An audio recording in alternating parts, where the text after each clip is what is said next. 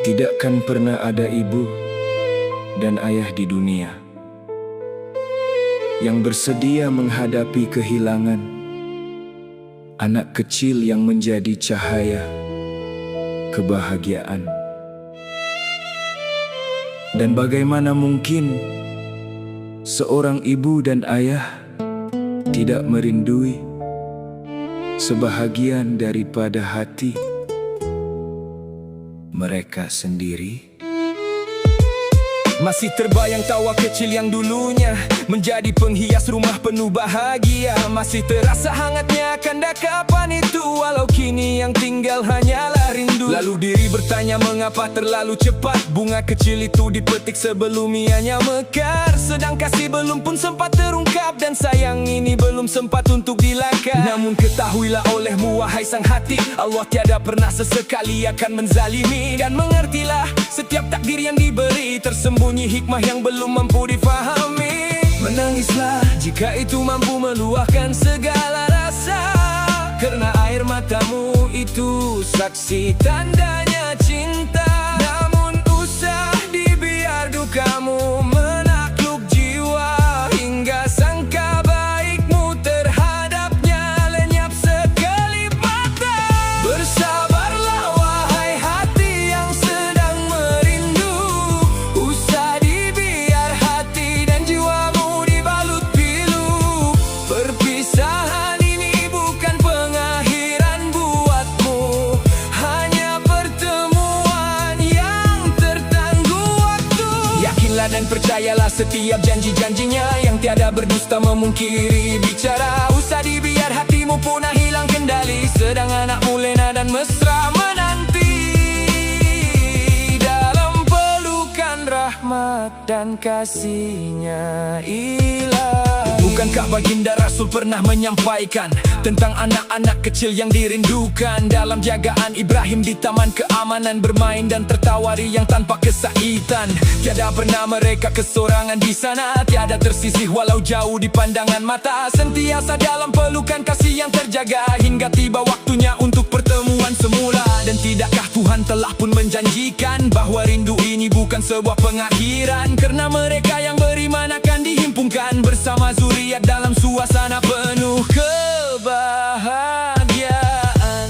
Wahai ibu yang masih memeluk pakaian kecil itu dalam diam, wahai ayah yang menyembunyikan tangis di sebalik ketabahan, sesungguhnya Allah itu maha mengetahui betapa beratnya kehilangan yang kamu lalui. Betapa ada rindu yang tak mampu terluahkan, dan nama yang tak pernah lekang dari doa dan ingatan. Wahai ibu yang masih lagi berjaga, mengalun rindu di penghujungnya doa, menghitung malam yang terasa lama, sedang hati masih mencari makna. Wahai ayah yang memilih diam, menyembunyikan luka yang mendalam, tetap berdiri demi sebuah ketabahan, sedang jiwamu runtuh dalam kehibaan. Usah kau sangka dia tiada melihat setiap air mata yang jatuh dengan berat, setiap hela nafas yang terasa begitu berat, dan rindu yang menghimpit tanpa isyarat. Dan usah kau sangka bahwa tangisan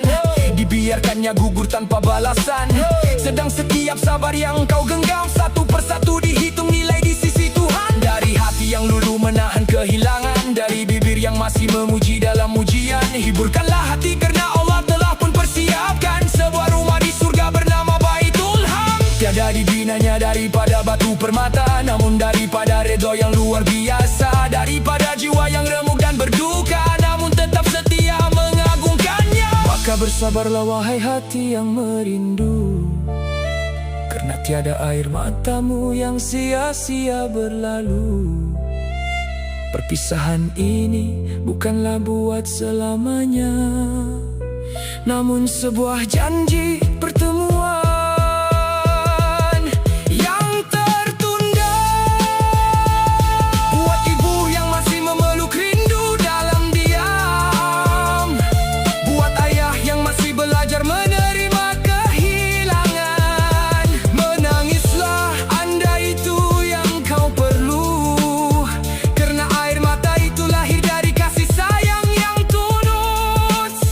Dan rindu itu bukan bukan tanda lemahnya iman, namun bukti betapa kuatnya ikatan sebuah kasih dan sayang. Mungkin hari ini yang tinggal hanyalah doa dan kerinduan, namun akan tiba saatnya nanti tiada lagi perpisahan, tiada lagi yang namanya kehilangan.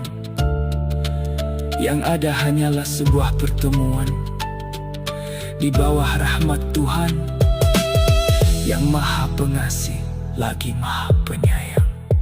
Bersabarlah, bersabarlah wahai hati yang sedang merindu. Usah dibiar hati dan jiwamu dibalut biru.